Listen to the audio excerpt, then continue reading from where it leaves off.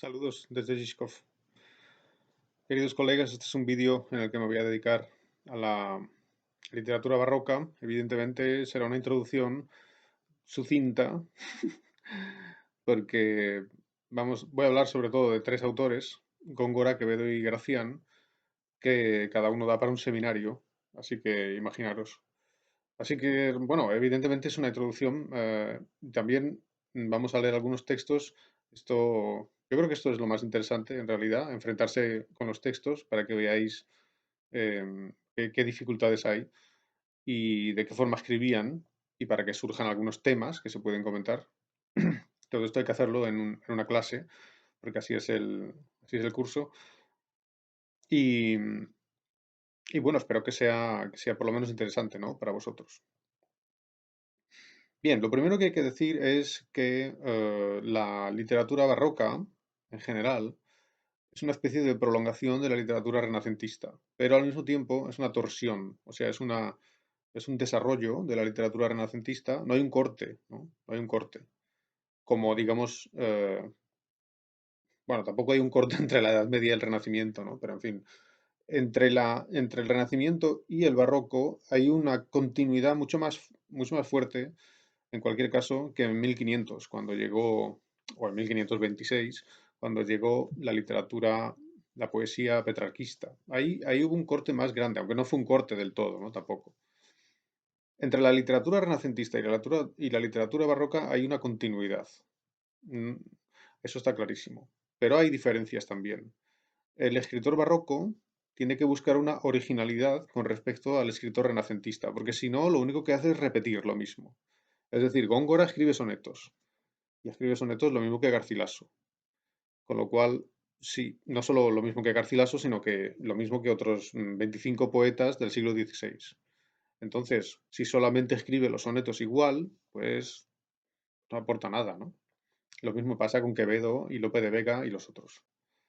Entonces, hace falta, a la altura de 1600, alrededor de, hace falta una originalidad. Los escritores buscan, digamos, seguir en la misma tradición, pero al mismo tiempo hacer algo nuevo. Da la sensación de esto habla Gracián, por ejemplo, de que la cultura de esa época está un poco aburrida ya de sí misma. Necesita novedades, necesita algo nuevo, porque si no, no le interesa, ¿no? Bueno, esto sería larguísimo, ¿no? De comentar, pero en fin. En el arte pasa algo parecido. Mm, Hay una cierta continuidad también artística entre el Renacimiento y el Barroco. Por ejemplo, el uso de la perspectiva en la pintura es la misma, ¿no? Es el mismo uso. Pero allí donde el artista renacentista expresa una especie de equilibrio, el barroco tiende al movimiento y a la torsión. Torsión es como retorcer, ¿no? Por ejemplo, si miráis los cuadros de Caravaggio, em, los personajes se están moviendo, se están cayendo del caballo, están gritando, ¿no? Y en cambio, si uno mira los personajes de Botticelli, pues están más bien parece que están como situados ahí, ¿no? Parados o dando un paso, ¿no? Pero están más o menos en una especie de quietud, hay como una armonía. Y en el barroco hay movimiento y violencia. Algo así pasa también en la poesía y en la literatura en general. Es parecida, pero hay más violencia, hay más intensidad, mm, hay más contrastes también. El famoso contraste del claroscuro de la pintura barroca, que nos encontramos en muchísimos pintores, como por ejemplo el mismo Caravaggio, evidentemente, pero también lo encontramos en otros, como Zurbarán, un pintor español, ¿no? Que tiene esos bodegones que están en lo negro, ¿no? Y luego el jarro está iluminado, ¿no? O el botijo, pero están en un fondo negro. Entonces hay un contraste entre la luz y la oscuridad. Esto es muy típico, ¿no? Esto también está en Velázquez, ¿no? Se dice que Velázquez, en algunos de esos cuadros, como las hilanderas o las meninas, tenía tres planos. El primer plano estaba iluminado, el segundo en sombra y el tercero estaba iluminado, ¿no? Y entonces, de esa manera da una especie de sensación de profundidad, ¿no? Claro, hay unos juegos de contrastes muy importantes en la, en la composición del cuadro. Entonces, repito, tanto en arte como en literatura hay una continuidad entre Renacimiento y Barroco, pero al mismo tiempo el Barroco supone una especie de retorcimiento, de violencia, de movimiento y de convulsión con respecto a lo renacentista. No es que lo rompa, no es que sea, no es algo completamente distinto, ¿no? Pero es una especie em, de exacerbación, no sé si conocéis esta palabra, de intensificación, digamos, de lo que ya estaba en cierto modo en el Renacimiento. Entonces, cuando miramos la poesía del barroco, cuando miramos los autores barrocos, encontramos, digamos, un estilo relativamente parecido al del Renacimiento, pero con más juegos, con más contrastes, con más equilibrios y desequilibrios, eh, menos estable, ¿no? Y esto se ve clarísimamente en muchísimos poemas de Góngora o de Quevedo. Mm, Por ejemplo, eh, en Las Soledades, que es un poema que vamos a comentar, ¿no? Un poema largo de Góngora, muy importante, donde aparece el tema bucólico. El tema bucólico ya aparecía en Garcilaso. Entonces, ¿me entendéis? Un poema largo con tema bucólico ya lo tiene Garcilaso. No tan largo, pero... Así que, ¿dónde está la novedad? Bueno, pues la sintaxis de Góngora está retorcida, está complicada. Y la de Garcilaso es natural, o es casi casi natural. Así que es como lo mismo. Utilizar la palabra mismo en literatura es muy problemático, nunca es nada lo mismo. Es parecido, pero más intenso, más retorcido, más complicado. Eso sirve como introducción. Cuando se habla de la poesía barroca, a menudo se comenta, por ejemplo en España se comenta a menudo en el instituto, o sea, instituto es en checo gymnasium, o sea, en el instituto, en la enseñanza secundaria, se habla de que hay conceptismo y culteranismo, como si fueran dos corrientes de la poesía barroca. Conceptismo y culteranismo. Culteranismo viene de la palabra culto, ¿no? Entonces, habría, eso es lo que, digamos, ese es el esquema, ¿no? Que a veces se plantea. Se plantea el esquema de que hay un conceptismo, que es una especie de literatura que se basa en el concepto, y ahora explicaré lo que es, y el representante típico de esto sería Quevedo. Y por otra parte hay un culteranismo, que es una poesía muy culta, con alusiones cultas y más complicada, digamos, y el representante de este culteranismo sería Góngora, Luis de Góngora. Bien, este es un esquema que, digamos, sirve más o menos para empezar, por eso se enseña en gymnasium, pero no es exacto, no es exacto, porque la cosa no es tan fácil, no es tan sencilla. Claro, en realidad, cuando hay que enseñar literatura en gymnasium, pues hay que enseñar las cosas con una especie de claridad, ¿no? Con esquemas, ¿no? Para que los alumnos no se asusten. Es normal, ¿no? No pasa nada. Pero ya digo, la cosa es más complicada. Es verdad que hay en la época una enemistad entre Góngora y Quevedo. Góngora y Quevedo eran enemigos. Y como eran enemigos, pues parece como que hay dos líneas o algo así, ¿no? O dos bandos. Pero claro, el- eh, cuando miramos el estilo de la poesía y el sentido de la poesía, no hay dos bandos. Hay uno, solo hay uno. Hay uno que tiene digamos, un amplio espectro, ¿no? Un amplio espectro. Pero este amplio espectro no es que en un lado esté Góngora y en otro Quevedo, no. O sea, Quevedo está en un lado y en otro, y Góngora está en un lado y en otro también, ¿entendéis? Ahora lo explico. En realidad, primero, para que quede claro, sí, hay una enemistad entre Quevedo y Góngora, eso está claro. Y a veces, por ejemplo, Quevedo se burla de la forma de escribir de Góngora. Y dice que escribe de una forma muy complicada y que no lo entiende nadie, ¿no? Y se ríe de eso. Es cierto, pero es que a veces Quevedo también escribe de una forma muy complicada. ¿Me entendéis? Por eso no es tan sencillo, ¿no? Pero la enemistad existe, la enemistad entre Góngora y Quevedo existe. Es decir, existían, no se podían ver, ¿no? Se atacaban. Y también estaba, digamos, enfadado Góngora con Lope de Vega, ¿no? Entonces había como, por una parte, Quevedo y Lope de Vega y por otra parte Góngora. Góngora estaba solo, lo dejaron solo. Y, y entre ellos se escribían muchos poemas satíricos y se burlaban, ¿no? Unos de otros. En cualquier momento, cuando podían aprovechar, se burlaban. Bien. Pero, ya digo, cuidado. En realidad, el único estilo de la época es el estilo conceptismo. El conceptismo, ¿no? Esta es la clave. El culteranismo es un tipo de conceptismo, nada más, ¿no? No tiene sentido decir que hay dos corrientes. ¿Qué es el conceptismo? El conceptismo es la literatura que usa el concepto. Lógico, ¿no? Conceptismo, la literatura que usa el concepto. Pero sería un error pensar que aquí concepto significa concepto como idea, ¿no? Por ejemplo, el concepto de paz, o el concepto de perro, o el concepto de arriba o de abajo, ¿no? O sea, no es eso. Em,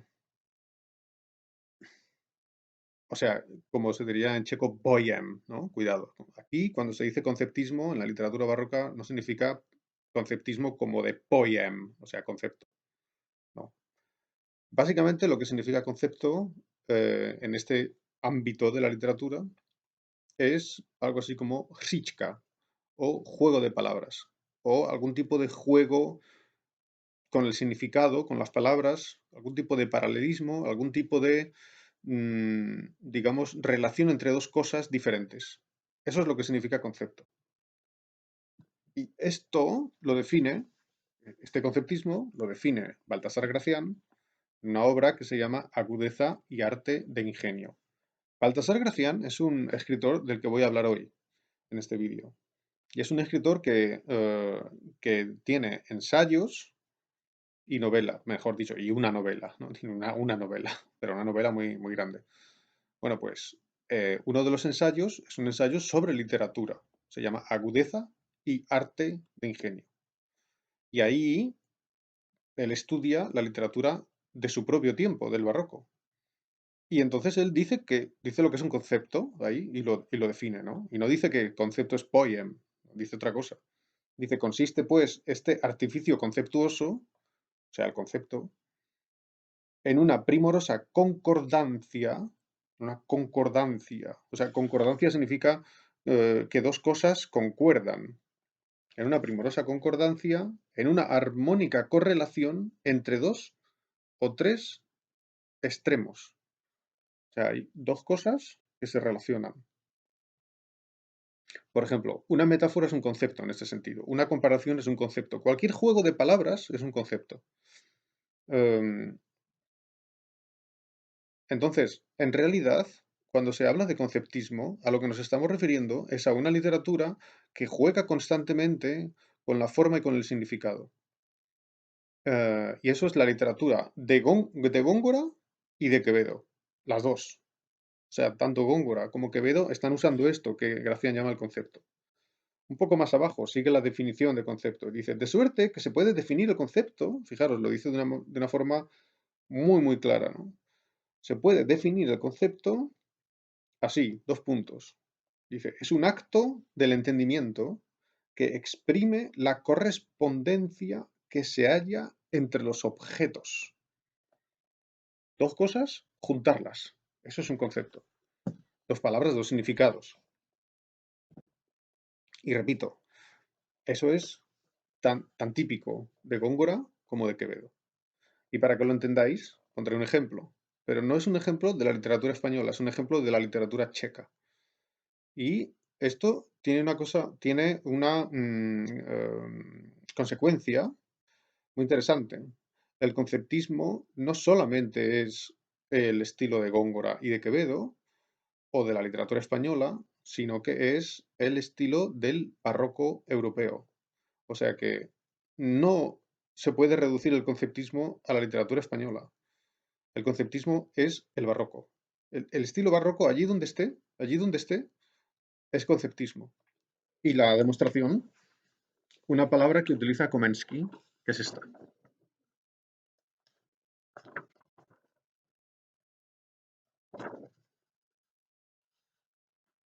Sviesdlars. Sviesdlars. Sviesdlars. Esta palabra la utiliza Komensky para, podéis parar el vídeo, ¿verdad? Por eso lo quito. La utiliza para decir astrólogo. Astrólogo. En vez de decir astrólogo, dice Sviesdlars. Y esto es muy curioso, porque la palabra astrónomo, atención, el astrónomo es el que estudia las estrellas y el astrólogo es el que hace horóscopos. A veces en el barroco, atención, en el barroco había astrónomos que eran también astrólogos, cuidado, como Kepler, que le hacía horóscopos a Rodolfo II. Pero hoy se diferencia entre astrónomo y astrólogo. Pues astrónomo en checo es Hviesdars.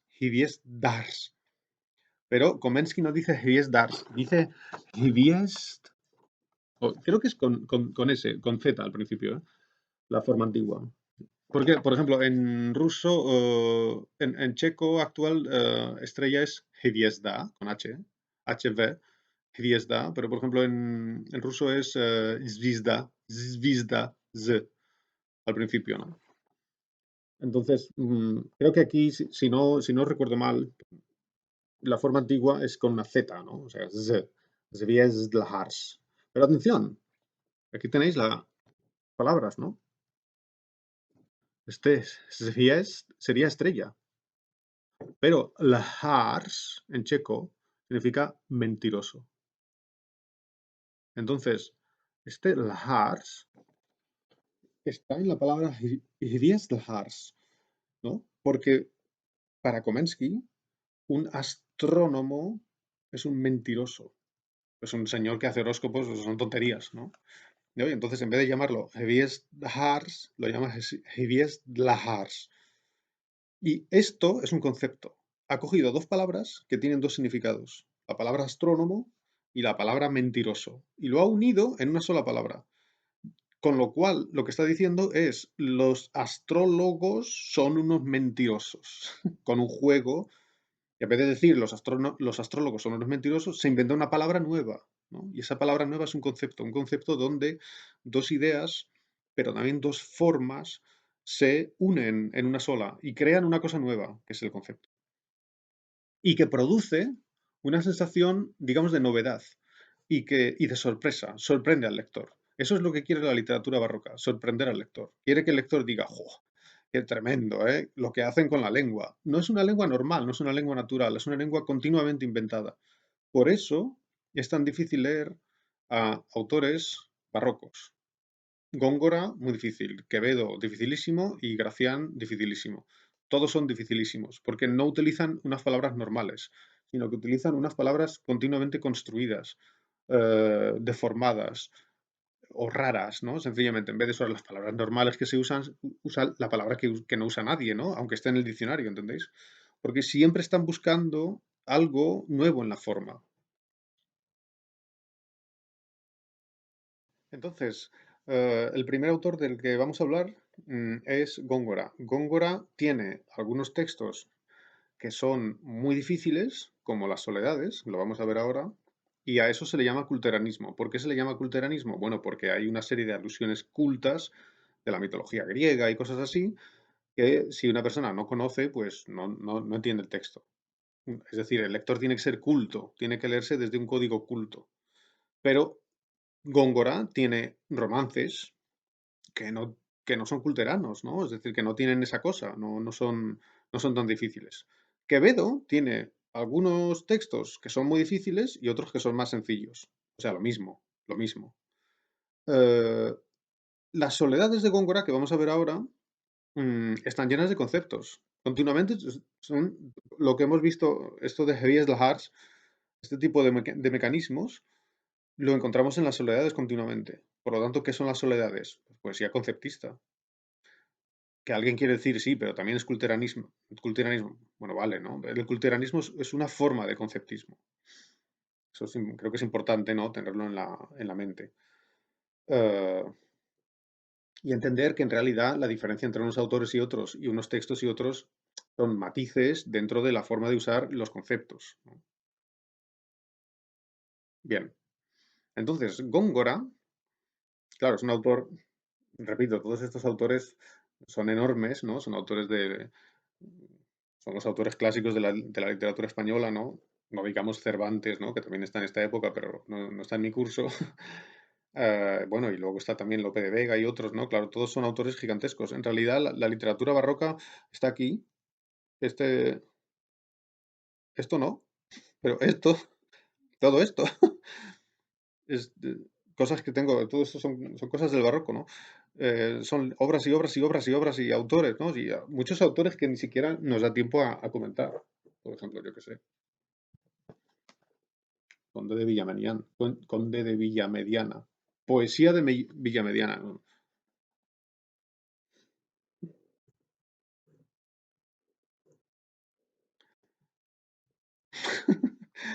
Así que, bueno, esto es una introducción, que quede claro. Bien, entonces, Góngora, un autor, es un poeta sobre todo, aunque tiene algunas obras de teatro, tiene una obra de teatro, si no recuerdo mal, Las firmezas de Isabela. ¿Está aquí? Mm,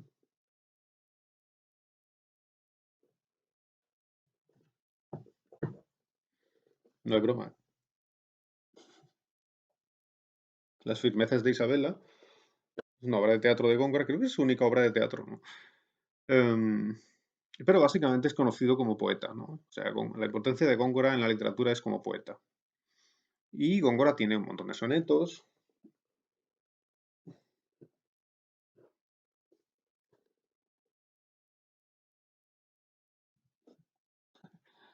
No son demasiados, ¿no? Sonetos de Góngora, pero luego tiene letrillas, romances, en fin, un montón de textos, ¿no? O sea, es una obra poética muy amplia, amplísima. Em, y dos poemas largos, muy complicados, que son, digamos, épicos, en el sentido que son narrativos, el Polifemo, o Fábula de Polifemo y Galatea, y las Soledades. Y estas obras, las Soledades y el Polifemo, las estaba escribiendo Góngora desde 1600, no recuerdo, 1606 hasta 1617 aproximadamente. Digo de memoria las fechas un poco, ¿no? Pero por ahí, por ahí. Em, es decir, antes del 17, pero en esa época, de 1606 a 1617 aproximadamente, Góngora se fue de Madrid, ¿no? Y estaba viviendo en Córdoba. Góngora vivió en Madrid mucho tiempo e intentó en Madrid conseguir un puesto en la corte y todo eso, ¿no? Lo que hacían muchos escritores en esta época. En esta época los escritores muchas veces no tenían oficio, o sea, no hacían nada, ¿no? Solamente vivían de eh, digamos, del mecenazgo, ¿no? O sea, había un noble que les ayudaba, ¿no? Y les daba un sueldo, y entonces ellos cuando publicaban un libro, pues se lo dedicaban a ese noble. Esto es muy complicado, ¿no? Pero más o menos para que lo entendáis. Porque claro, se ganaba muy poco con la publicación de libros. En esa época no se ganaba prácticamente nada, ¿no? Y sí se ganaba dinero con otras actitudes literarias, como por ejemplo el teatro, ¿no? Lope de Vega sí ganó mucho dinero con el teatro, porque claro, eso era como el cine de hoy, ¿no? Digamos, como el cine de Hollywood de hoy, entonces eso sí daba dinero, ¿no? Pero las ediciones, o sea, si uno publicaba una novela, pues no ganaba mucho, no había derechos de autor y además luego se publicaba la novela pirata por ahí, ¿no? Es decir, no te pagaban nada, ¿no? Te copiaban el texto y no le daban nada al autor. Entonces los autores muchas veces eh, no tenían exactamente un trabajo, ¿no? Vivían en la corte, ¿no? O algo así. Y les ayudaban. Bueno, Cervantes sí tuvo un trabajo, ¿no? Porque Cervantes era distinto, no soportaba la corte el tío. Lo dice, hay un documento, ¿no? Donde dice que no le gusta. Aunque él también tuvo un mecenas. Pero bueno, el caso es que Góngora intentó buscar en la corte su puesto y no lo consiguió, ¿no? Porque tenía a sus enemigos, que eran Quevedo y otra gente, que lo bloqueaban, ¿no? Quevedo tenía una cierta influencia en la corte, aunque él también luego tuvo problemas. Todo ese mundo era un mundo muy inestable, ¿no? Muy mezquino también, ¿no? Evidentemente. Y entonces Góngora se retira a Córdoba y en una finca cerca de Córdoba, de la ciudad de Córdoba, eh, Ahí es donde escribe Las Soledades. Claro, las Soledades tienen un toque bucólico, es decir, es una poesía que habla de la naturaleza, etcétera. De lo pastoril, digamos. Ahí aparece el tema de lo pastoril. Y claro, es que Góngora estaba en un ambiente pastoril, estaba en el campo, o sea, estaba escribiendo en el campo. Parece ser que, bueno, nunca consiguió nada en la corte, lo expulsaron, ¿no? Sencillamente fue expulsado de esa sociedad, no le dieron la oportunidad, estuvo a punto, pero no, le dieron una patada, vamos. Esto a veces pasa con los mejores poetas y los mejores escritores, y en este caso pasó. Claro, en esta época, ¿qué persona en la corte iba a decir Góngora, qué gran poeta, ¿no? Esto no importaba nada, ¿no? Y además no lo sabían, ¿no? O sea, lo sabemos hoy, pero bueno, y entonces lo pasó muy mal, ¿no? Góngora. Parece ser que los primeros manuscritos cuando cuando empieza a conocerse las soledades, em, no es porque se ha hecho una edición del libro, sino que se conoce en manuscrito. Esto es muy importante, ¿no? O sea, que hay un manuscrito y alguien se lo pasa a otro, y como es un poema que no es muy largo, que tiene 2000 versos, pues se puede copiar, ¿no? En un par de noches lo copias. Y entonces no hay que editarlo. Así que al principio se conoce en versión manuscrita. Y eso es el año 1613. O sea, en el año 13 ya se conoce. Así que él lo ha escrito un poco antes, ¿no? Lógicamente. La primera edición sale en el año 27, en el año de su muerte. Perdón, la primera edición está preparada en el año 27, pero no llega a distribuirse hasta el año 30 porque había problemas con la Inquisición. Entonces, en cualquier caso, eh, eh, la primera vez que se conocen los manuscritos de las Soledades en Madrid, ¿no? Es en el año 1613 y causa un gran revuelo, pero un gran revuelo entre los cuatro poetas y cuatro lectores de poesía que había en la corte, ¿no? Evidentemente, las personas cultas de esa época eran muy pocas.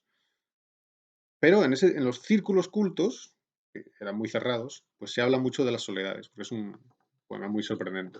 Entonces aquí tenéis una pequeña información, ¿verdad? Aquí están las Soledades, aparece en 1613, y en el año 14, ahí veis una cosa que se llama Antídoto, ¿lo veis? De Jáuregui. Y luego, por ejemplo, en el año 30 están los comentarios de Pellicer, etcétera, ¿no? ¿Qué es eso del antídoto? Bueno, pues un señor que era un poeta también, que es un buen poeta, ah, que se llama Jauregui, Juan de Jauregui, ¿no? Creo, si no recuerdo mal ahora. Ah, yo he leído su Aminta, ¿no? Aminta de Juan de Jauregui, ¿es posible? No recuerdo ahora. Eh, hace mucho. Eh, bien, este señor publica el antídoto contra Góngora, es decir, la poesía de Góngora le parece muy mala, le parece horrorosa, y entonces publica un antídoto, que es un libro criticándolo, ¿no? Y inmediatamente después surgieron otros autores que publicaban libros acerca de las soledades, diciendo que eran fantásticas e interpretándolas. Es decir, hay una especie de debate, ¿no? Hay un debate. Hay gente que dice, es malísimo este poema, y otra gente que dice, es una maravilla. Entre los que dicen que es una maravilla están Pellicer, por ejemplo, ahí lo he mostrado, y también otros muy famosos como Salcedo Coronel, etcétera. Y Quevedo era de los que decían que qué desastre de poema, no se entiende nada. Entonces, efectivamente, es un poema muy complicado. Narra un viaje, bueno, o sea, el argumento es muy sencillo, el argumento es como para niños. Hay un señor que naufraga y entonces va a la playa, ¿no? Es un náufrago. Y recorre, ¿no? Hace un viaje, ¿no? Llega ahí, primero va con unos señores que están allí cerca de la orilla, que lo albergan, ¿no? Que le dan un poco de comer y eso, porque él es un náufrago, y luego sigue camino y entonces habla con un pastor y luego ve una boda, una boda aldeana, como Vltava, de Smetana, ¿no? Y habla con uno, habla con otro, y ya está. Eso es todo. Y no tiene final, porque, quiero decir, solamente son dos soledades. Alguna gente en esta época decía que iban a ser cuatro, no se sabe si no le dio tiempo, en fin, o qué, pero solamente es un viaje, ¿no? De un tipo que va, ¿no? Y ya está, eso es todo, ¿no? Entonces uno puede decir, vaya un poema. Claro, pero en realidad lo que pasa es que Góngora, digamos, poetiza o, ¿no? O sea, o escribe acerca de las cosas que va viendo este señor, ¿no? Y los diálogos que tiene, la gente con la que se encuentra, etcétera. Y entonces es como un espejo del mundo, ¿no? El poema. Si hay una muchacha que en un río con la mano bebe agua, pues eso lo describe con metáforas y todo, cualquier cosa, ¿no? Si sale una vaca haciendo mu, lo describe con metáforas, es decir, es como una especie de visión poética de la realidad, sea cual sea. Y es una realidad bucólica, es decir, están en el campo, ¿no? Y además en un ambiente, digamos, idealizado. No es un campo realista, una especie de mezcla de realismo e idealización. Bueno, mm, los comentarios pueden ser infinitos. Eh, Así que, digamos, de alguna manera, el poema se podría entender como un poema filosófico, cuidado, eh, entre comillas, no es que se hable de filosofía, pero hay una especie de reflexión acerca de la relación entre la palabra y el mundo en ese poema. Y en realidad es un poema infinito, ¿no?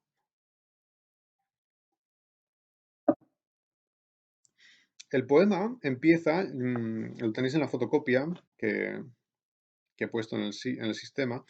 El poema empieza con una dedicatoria al duque de Béjar, que como he dicho, pues siempre dedicaban a los nobles, a veces esperando una ayuda, a veces porque la ayuda se la habían dado, ¿no? Y en la introducción, en esa especie de dedicatoria, bueno, empieza así, ¿no? Encontramos estos versos. Pasos de un peregrino son errante, cuantos me dictó versos dulce musa, en soledad confusa, perdidos unos, otros inspirados. Y claro, si uno se para a pensar en esta frase, dirá, no entiendo nada, y eso es porque la sintaxis está cambiada. Y eso se llama hiperbatón. Hiperbatón. Lo normal en español es decir, por ejemplo, hoy he comido lentejas, lo cual es cierto, ¿verdad? Hoy he comido lentejas, es el orden normal de la frase en español. Pero si tú dices lentejas he comido hoy, eso es un hiperbatón.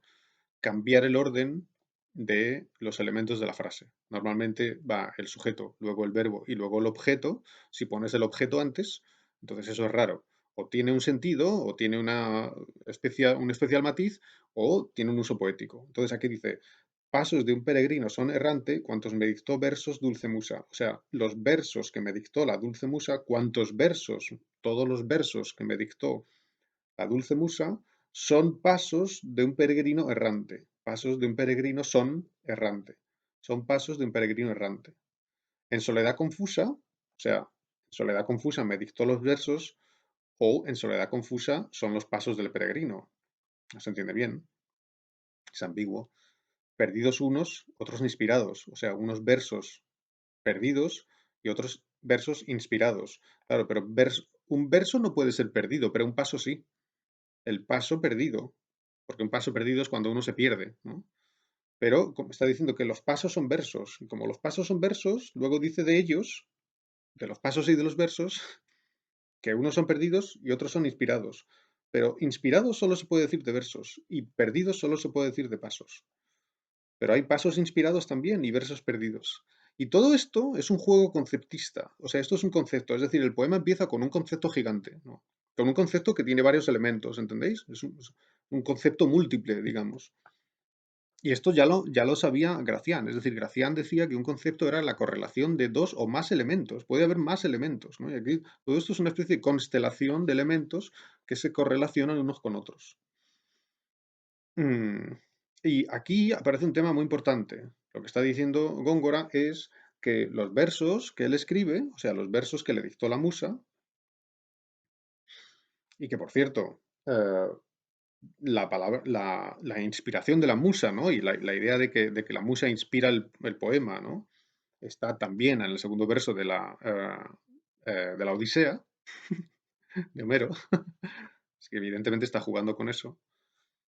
Em, pues lo que está diciendo es que los versos que le dictó la musa son como los pasos de un peregrino errante, que es el tema del poema. El poema es un chico, que es un peregrino spoutnik, que, que va por el mundo, digamos, que va dando pasos de una forma errante, que blouji, ¿no?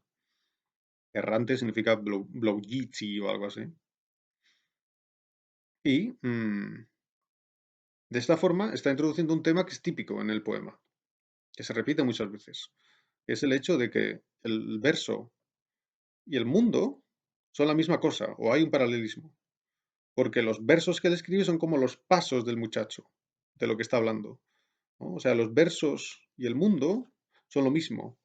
No es que diga que sea exactamente lo mismo, ¿no? Pero es como si estuviera insinuando que hay una relación especial, ¿no? Es decir, el poema es el mundo, la palabra es el mundo, la palabra poética es el mundo.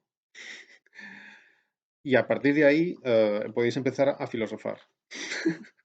Este tema aparece, está en la fotocopia con una flecha así, ¿no? Que va desde la segunda columna, verso 610, ¿lo veis? Hasta el principio que acabo de leer, y ahí, si miráis en el verso 610, está hablando de que hay unos pájaros como que dibujan, dicen, en el papel diáfano del cielo las plumas de su vuelo. O sea, los pájaros dice que son dice que son caracteres alados, o sea, son como letras, y dibujan en el papel del cielo, dibujan cosas, o escriben, digamos, ¿no? Claro, escriben con la pluma, porque como el pájaro tiene una pluma, y también la cosa con la que escribe se llama pluma, ¿entendéis? Porque en esa época es que es una pluma de verdad, una pluma de pájaro. Entonces hay otro concepto, ¿entendéis? O sea, la pluma del pájaro, la pluma de escribir. Por lo tanto, el pájaro escribe también, pero el pájaro no tiene una pluma de escribir, tiene una pluma de volar, ¿no? Pero como es pluma. ¿Y dónde escribe? ¿En qué papel escribe el pájaro? Pues en el cielo es el papel. Claro, el cielo es el mundo, ¿no? En el mundo está escrita la poesía, está escrita la palabra. El poeta lee el mundo. Y el resultado de leer el mundo es el poema. ¿Que de qué habla? Del mundo. Hay un peregrino que hace un viaje, pero eso no es importante. O sea, sí es importante también. Todo es importante. Es que el poema es muy complejo, complejísimo. Leamos el principio del poema, eh, para que veáis lo dificilísimo que es. Creo que voy a leer quizás solo la primera oración, eh, que son 10 versos o algo así. Era del año la estación florida en que el mentido robador de Europa, media luna las armas de su frente y el sol todos los rayos de su pelo, lucía en tonos del cielo, en campo de zafiro, paz estrellas. Atención, pace, ¿veis? Pace. Es como pacer, es en checo sepast, lo que hace una cabra cuando come hierba, o una vaca, eso es pacer. Bueno, pues aquí está el verbo, atención.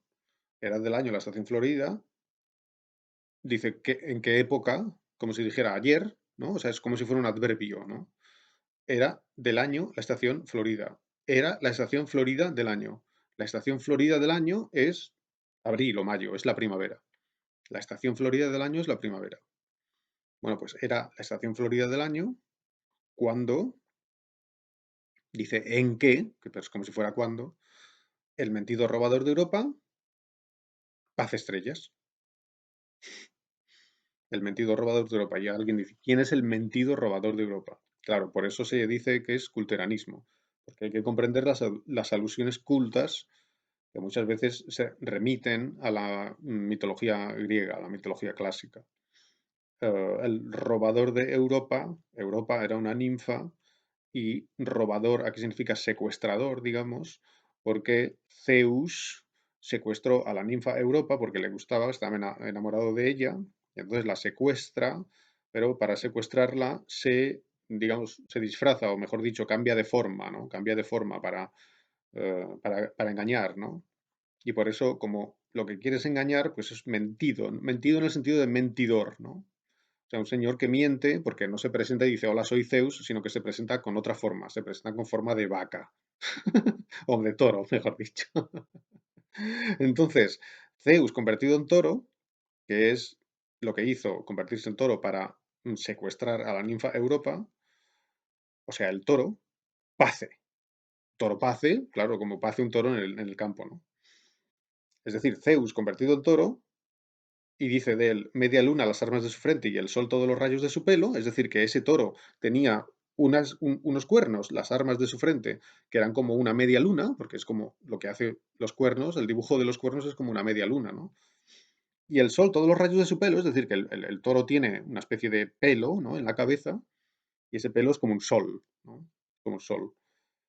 Eh, Y esto puede indicar que el poema empieza en el amanecer, eh, porque es un momento en el que, en el amanecer o en el año, en el anochecer, yo creo que porque luego inmediatamente, no, perdón, yo creo que es en el atardecer, perdón, en el atardecer, porque luego el muchacho descansa un poco y entonces ve una encina y es de noche, ¿no? Sí, una encina que está ardiendo, o sea, un fuego a lo lejos. O sea, el poema empieza en el atardecer, porque en ese momento está en el cielo el sol y la luna, ¿no?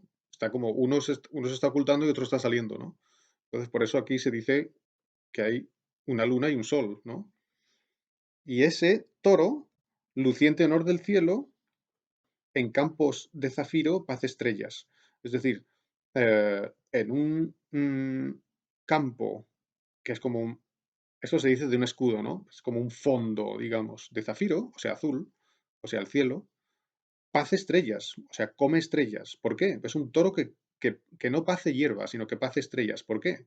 Porque a lo que se está refiriendo es a Tauro, la constelación, o sea, So Heaviest. La constelación de Tauro es el toro, y el toro es Zeus, ¿no? Porque se convirtió en toro para robar a Europa. Y cuando la constelación de Tauro está alineada con el Sol, entonces es la primavera. Entonces, lo que está diciendo los 5 primeros versos era la primavera, y ahora, en la primavera, y entonces ahora sigue, cuando el que ministrar podía la copa a Júpiter mejor que el garzón de ida, es decir, el que ministrar, o sea, como si dijera gestionar, se dice hoy mucho eso, ¿no?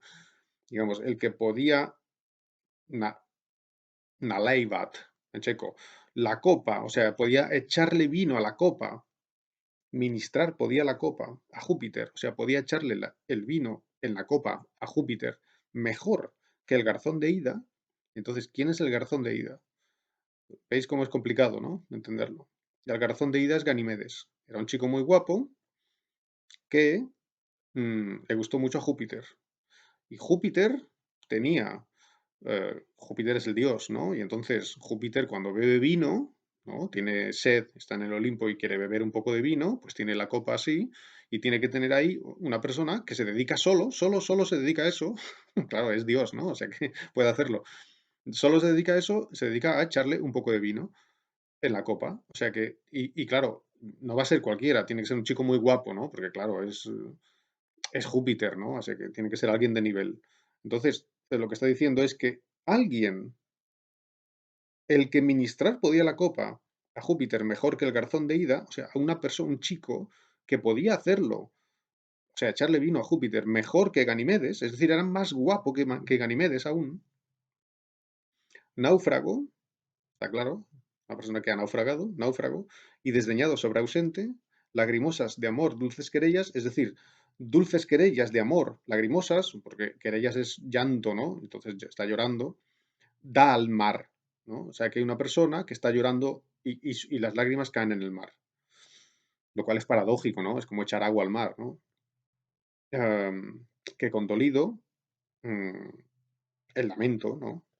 O el gemido, que condolido fue a las ondas, fue al viento el mísero gemido, segundo de Arión, dulce instrumento. Punto. O sea que lo que está diciendo es un chico muy guapo, más guapo que Ganimedes, ha naufragado y en el momento de naufragar, cuando está en la playa saliendo o algo así, pues está llorando, pero no está llorando porque ha naufragado, sino que está llorando de amor, ¿no? Porque dice lagrimosas de amor, dulces querellas de amor.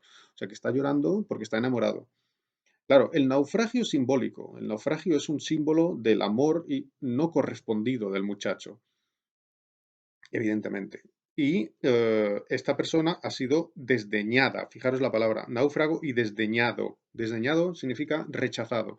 Es decir, que el chico está enamorado de una chica, va y le dice a la chica, oye, tú me gustas, y ella le dice, no quiero verte. Y eso es desdeñar. Ella lo ha desdeñado. Y todo eso es el naufragio, ¿entendéis? Simbólicamente. Y como este chico está solo porque su amada no lo quiere, entonces toda su historia es una historia de soledad. Y por eso el poema se llama Soledades. Soledad primera, soledad segunda. O sea, es un chico que sufre de soledad. Y él va por el mundo y habla con mucha gente. No está solo porque está con uno y con otro. Pero en el fondo está solo porque nunca está con ella. Así que es un poema de amor, pero al mismo tiempo es un poema simbólico y es un poema donde se tratan temas eh, más abstractos y más amplios que no solamente la historia del personaje. El personaje, digamos, casi no sabemos nada de él, no sabemos qué pensamientos tiene, no sabemos casi nada, solamente es un pretexto para presentar una serie de temas complicados eh, y, ya digo, más o menos filosóficos. Lo dejo ahí porque si no es infinito. Imaginaros un poema, imaginaros lo difícil que son los 10 primeros versos que hemos leído, ¿no? Tiene 2000. Los 2000 versos son igual, son así. Tiene remedio. Bien, voy a pasar a hablar un poco de Quevedo y de Gracián, pero francamente yo quería hacer un vídeo de 1 hora porque no quiero pasarme mucho para no abusar, ¿no? de vuestra paciencia. Pero francamente es muy difícil, ¿no? Hablar de estos autores con tan poco tiempo. Pero bueno, aquí tenéis una cierta información sobre Quevedo y Gracián. Um, sí, aquí está Quevedo, nació en 1580, murió en 1645, y aquí está Gracián con las fechas también de nacimiento y muerte y algunas obras. Los sueños, El Buscón, 1626, esa es la primera edición, pero se escribió mucho antes. Y también tenéis, por ejemplo, el Criticón, que se publica entre el año 51 y 57, el Criticón. Entonces, complicado, ¿no? Comprimirlo todo, complicado, pero lo voy a intentar. Mm, bien, primero Quevedo. Quevedo era un escritor muy conservador. Mm, Él proviene de una familia de Santander, de la zona norte de España, y eran más o menos una familia noble, pero de la baja nobleza, ¿no? Pero en fin, era una persona que se consideraba, o que podemos considerar dentro de la nobleza, y él de alguna forma despreciaba al pueblo, ¿no? Y despreciaba a todos los que no eran nobles, ¿no? Y tenía una ideología muy conservadora en el fondo. Mm, Tiene una novela picaresca muy famosa, que es El Buscón. Se publica en el año 26, pero se escribe muchísimo antes. Lo que pasa es que primero se conoce también de forma manuscrita. Y, y ahí en realidad lo que intenta hacer Quevedo es reírse del pícaro, ¿no? O sea, el pícaro que aparece en la novela, que se llama Pablos, es una mala persona, es una persona que no debería estar en la sociedad. Y es un converso. Es decir, que lo que está diciendo Quevedo es los conversos son muy malos y en el fondo todos son ladrones y engañadores, ¿no? Claro, ¿por qué? Porque el modelo social de Quevedo era un modelo cerrado, ¿no? O sea, no pretendía acoger a gente diferente, sino que quería excluirlos, ¿no? Entonces, todos los que tienen sangre, digamos, manchada de judaísmo o de islam, pues hay que echarlos de la sociedad. Eso era lo que pensaba Quevedo. No era muy democrático, ¿no? Mm, Hombre, Quevedo era un hombre con una capacidad sorprendente, ¿no? Era un tipo que traducía del latín y leía un montón de idiomas, ¿no? Y griego y escribe toda clase de libros, ¿no? Y en fin, o sea, era una persona con una capacidad especial, ¿no? Eso está claro. Muy inteligente y, y tremendo, ¿no? Con una energía sorprendente. Además era medio cojo, ¿no? O jorobado o algo así, algo tenía, con lo cual se reían de él, ¿no? Y bueno, era muy infeliz también con eso. Pero era una capacidad sorprendente, ¿no? Desde un punto de vista intelectual. Tiene un montón de obras que no puedo comentar, ¿no? Vamos, no puedo comentar ni estas, ¿no? Pero hay una cosa importante en las obras de Quevedo, y en estas dos obras aparece este tema, y es la oposición entre apariencia y realidad.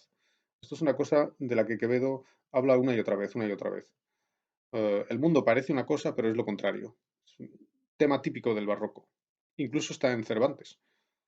Esto es un tema típico del barroco. miramos el mundo, nos encanta, qué bonito parece, pero en el fondo no. En el fondo es horroroso, no sirve de nada, está vacío, está hueco y está muerto.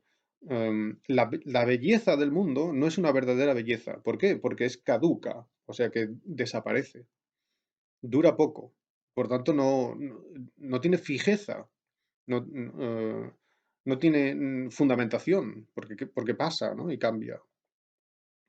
Por ejemplo, la belleza de la juventud desaparece y entonces ¿qué queda? Pues el horror. Y por eso el mundo, así lo ve el barroco, nos intenta engañar con su belleza pomiva, o sea, con su belleza caduca. Tenemos que aprender a interpretarlo y a, digamos, darle la vuelta a ese engaño que el mundo intenta aplicarnos.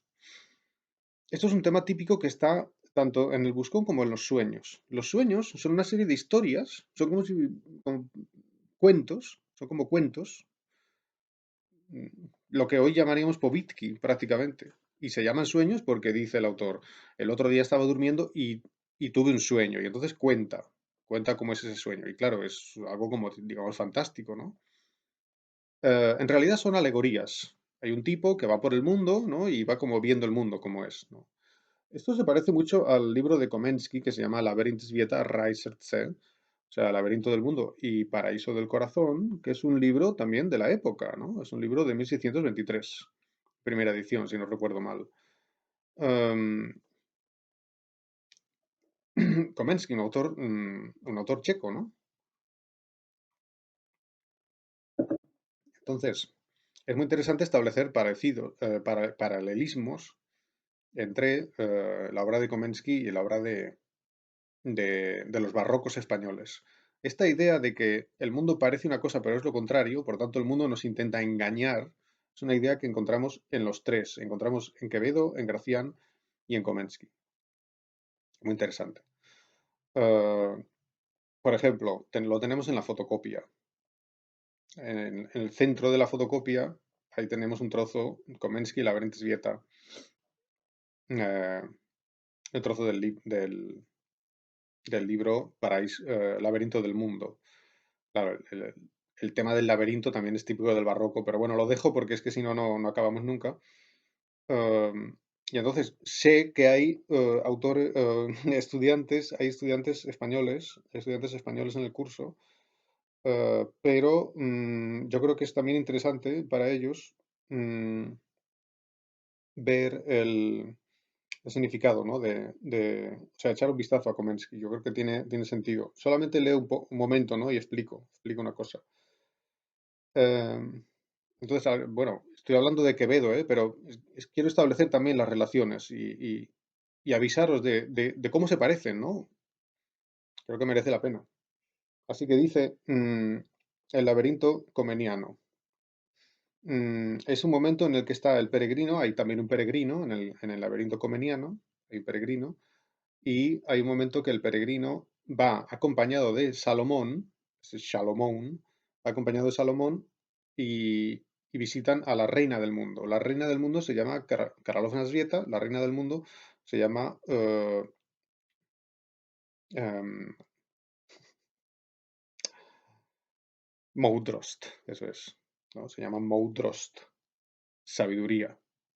Pero claro, la sabiduría del mundo no es tal sabiduría, es una apariencia de sabiduría. Por lo tanto, en realidad, al final descubren que no se llama Moudrost, sino Marnost, que significa vanidad. Claro, también aquí un juego de palabras, ¿no? Porque, o sea, se parecen relativamente las palabras. Moudrost, Marnost. O sea, no es sabiduría, sino es vanidad. Y hay un momento que Salomón llega y le quita a la reina, le quita, digamos, una máscara que tiene. Claro, porque todo es fingido en el mundo. Le quita la máscara. Y debajo de la máscara, ella, digamos, parece muy bella, ¿no? Pero es una máscara. Cuando le quitan la máscara, se ve lo que hay debajo, y lo que hay debajo es horroroso. Es un juego típicamente barroco. Y repito, este juego lo encontramos también una y otra vez en Quevedo y en Gracián. Dice, está en la mitad de la página, on teri stagna ruku, o sea, alargando la mano, stagna es psejotnik, o sea, gerundio, alargando la mano, Seimes obličeje le quita de la cara y jeho se stříní su máscara. Tež, ať se prve cosi drahého a stvoucího zdálo, o sea que antes prve una cosa, cosi drahého, muy bonito, muy tremendo, y brillante stvoucího, es como hoy se diría Scrivielli, ¿no? Por ejemplo. O Skvouci, ¿no?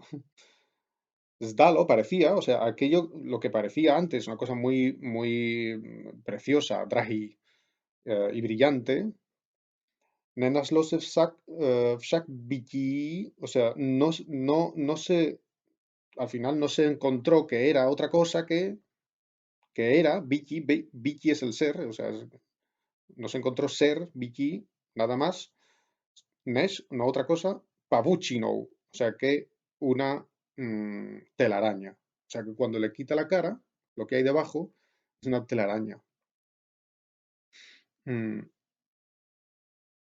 perdón, no, perdón, no, no es que debajo esté la telaraña, es que lo que le quita, que parece que una cosa como, que es como una careta, ¿no? Que es una cosa que parecía muy bella, es cuando se lo quita, esa cosa es como una telaraña, o sea, ¿no? Es como una cosa fina, fina, ¿no? Una cosa que tenía encima puesta, ¿no? Como una telaraña. Ah, ay, Tvars, la cara. Tvars jej, o sea, su cara, se ukázala, o sea, se mostró, bleda, eh, mm, pálida, však odutá, o sea, mm, como otecla, ¿no? O sea, mm, ¿cómo se dice eso en español? Y como hinchada, ¿no? Abotargada. O sea que debajo era horrible, era como era pálida y abotargada, ¿no? Fea. Chervenosti tenía un color rojo, Chervenost, como una cierta cosa roja, claro, porque, digamos, el color de la cara tiene que tener los colores rojos aquí, ¿no? Para que sea bonito en el código antiguo, ¿no? ¿Entendéis? Entonces lo tenía, dice, un cierto rubor, ¿no? O algo así. Chernobyl sitz nieco na litzig, o sea que tenía algo en litzig, o sea, en la cara. Však lichene, o sea, pero pintado. Lichene es como, licheni es maquillaje, o sea, lo tenía pintado. Což se otloupaváním pomístech znamenalo. O sea, que se notaba porque se le iba cayendo, se le iba deshaciendo. Maichi. Ruce toliques prašivé, tenía las manos, las tenía sarnosas. Spácny se veían sarnosas. A všecko tělo nemilé y dýchání jej smrdute. Y todo el cuerpo nemile, o sea, feo, y su respiración, dýchání smrdute, apestosa. Y luego, Salomón mira las, digamos, las, las leyes, ¿no? De esa reina del mundo. Y dice, Vidím, že na místě spravedlnosti nespravedlnost panuje. O sea, en las leyes de esa reina no hay spravedlnost, sino nespravedlnost. O sea, no hay justicia sin injusticia. Panuje, como reina. A na místě svatosti ohavnost. O sea, y en lugar de santidad, lo que hay es fealdad. En lugar de bedlivost, cuidado, ¿no? Dice, bedlivost vaše jest podhlidavost. Eh, es decir, sospecha. O sea, que los conceptos están cambiados. Es una reina cuyos valores no son justicia, santidad, cuidado, sino que son eh, injusticia, fealdad, sospecha, etcétera. Y entonces hay una especie de juego de palabras, ¿no?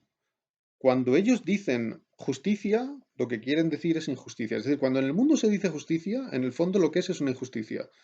Por lo tanto, todo es al revés, ¿no? Por ejemplo, si miráis la lista, que es bastante larga, hay un momento, bueno, es el final, ¿no? Que dice, más abajo, dice, Nabosnost vaše pokrytství.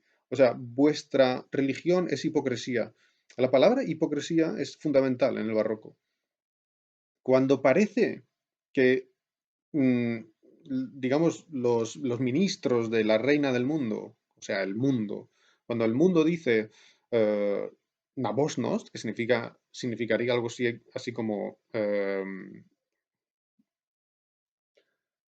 o sea, Nabosnost sí es religión, entonces Nabosnost es, ay, ¿cómo se dice, hombre? Hay una palabra en español. eh, no me sale ahora la palabra. Voy a parar el vídeo a pensarlo, ¿eh? La palabra es devoción, lo miré en el diccionario. Así que dice, vuestra devoción es pokrytství, es hipocresía. Esto, repito, esto es típico del barroco. Y lo encontramos efectivamente en Quevedo y lo encontramos también en Gracián, una y otra vez. Por ejemplo, echado un vistazo justo al otro lado de la fotocopia, a la izquierda, eso es uno de los sueños de Quevedo, el mundo por de dentro. Y ahí, más o menos casi a la misma altura, hay una persona que dice todo es hipocresía.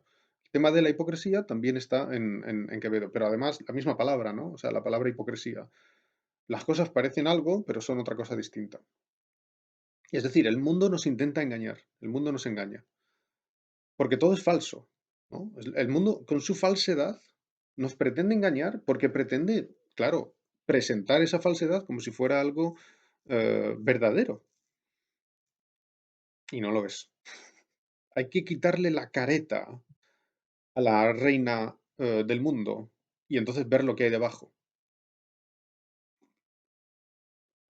Eso es lo que intenta hacer la literatura barroca. Am, lo encontramos una y otra vez en Gracián. Gracián es un escritor muy interesante.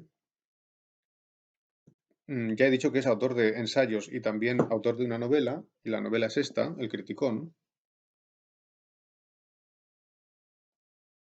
Es una novela de 600 páginas, una novela enorme, que publicó en tres partes. Esto es un libro, es una con letra pequeña, ¿eh? O sea, es un libro muy justi. Y solo me da tiempo a decir dos cosas sobre Gracián. La estructura de la novela es también un viaje, lo mismo que la de Komensky y lo mismo que Las Soledades. Es un viaje de un peregrino. Perdón, es un viaje de dos peregrinos. En vez de ser un peregrino como en Las Soledades o como en Komensky, son dos peregrinos. Uno se llama Andrenio y otro se llama Critilo. Y son como complementarios. Uno representa al hombre inocente y natural, y otro representa, que es Andrenio, y otro representa al hombre crítico, ¿no? Al hombre culto o cultural, ¿no? Y entonces, en el fondo, son como los dos aspectos de una persona, ¿no? Por una parte, o a veces somos inocentes y nos creemos lo que vemos, y por otra parte, o a veces no nos creemos lo que vemos y somos críticos y decimos cuidado con esto. Entonces, estos dos, que son como dos amigos, recorren el mundo. En la primera parte están en la juventud, no, en la primera parte están en la juventud, en la segunda parte están en la madurez y en la tercera parte están en la vejez. Es decir, que es un viaje, digamos, por la vida, es un viaje por la vida. Y se van encontrando en una serie de situaciones que siempre son alegóricas, mm, que de alguna forma les presenta de qué manera funciona el mundo. Siempre el mundo les quiere engañar. Tienen que tener cuidado porque, por ejemplo, alguien viene y les dice, mira, esto es muy bonito, cómpralo. Y no es nada, ¿no? O mira, ven aquí, este es un palacio fantástico, entra, y luego a lo mejor es un laberinto, o es horroroso, está lleno de mentirosos, cosas así, ¿no? Entonces, digamos, tienen experiencias, se dan cuenta de que les quieren engañar y tienen que salir huyendo siempre, ¿no? Como una aventura a través del engaño del mundo. Entonces, por eso, hay un concepto que es clave en Gracián y que aparece aquí en la fotocopia, el escarmiento. Tenéis ahí, lo vais a ver, está con un recuadro, el escarmiento. Y escarmiento significa en checo ponaučení. Y esto es básico en el barroco. ¿Por qué? Como el mundo nos quiere engañar, el mundo nos quiere engañar. Esto lo dicen todos los barrocos. Entonces, ¿qué tenemos que hacer? Tenemos que aprender precisamente eso, que el mundo nos quiere engañar y entonces, digamos, evitar ese engaño. Eso lo hace una persona cuando está ponaučení, o sea, cuando está escarmentado. No, ya me han engañado una vez, ya no me engañan la segunda, ¿entendéis? Por eso la idea del escarmiento. Pero, junto con la idea del escarmiento, hay una idea muy, muy parecida, no es exactamente lo mismo, pero muy parecida, que aparece en Quevedo. Y está también en los sueños, en la fotocopia. Mirad la fotocopia de Quevedo de los sueños, en la línea 1, 2, 3, 4, 5, 6, 7, aparece ahí el desengaño. Desengaño es sklamani en checo, el desengaño. Es decir, el mundo nos intenta engañar y nosotros nos desengañamos. No es exactamente lo mismo que el escarmiento, pero es muy parecido. Porque cuando ya nos ha engañado el mundo muchas veces, pues ya decimos, mira, ya no creo en ello, no creo. Y eso es el desengaño. Bueno, pues mm, esta actitud del escritor barroco, repito, traspasa fronteras. Lo vemos en la literatura española y en la literatura checa, pero también lo vemos en la literatura italiana y en todas las literaturas barrocas, en todas las literaturas barrocas. Eh, Allí donde hay barroco, hay este sentimiento. Lo que propongo, ya que el vídeo es demasiado largo, es que leáis tanto el fragmento de Quevedo como el fragmento de Gracián y que penséis de qué manera expresa las ideas de hipocresía, desengaño, escarmiento, etcétera. Y a ver si entendéis, lo del criticón es un fragmento ahí un poco solo que uno a lo mejor dice, no sé exactamente de lo que trata, ¿no? Pero mirad y a ver si podéis, en la reunión, a ver si podéis decir, pues, a qué se refiere, ¿no? Y cuál es la situación en la que se encuentran y qué es lo que nos intenta enseñar. Y lo mismo con Quevedo. Hay cosas muy divertidas, así que a lo mejor os puede gustar.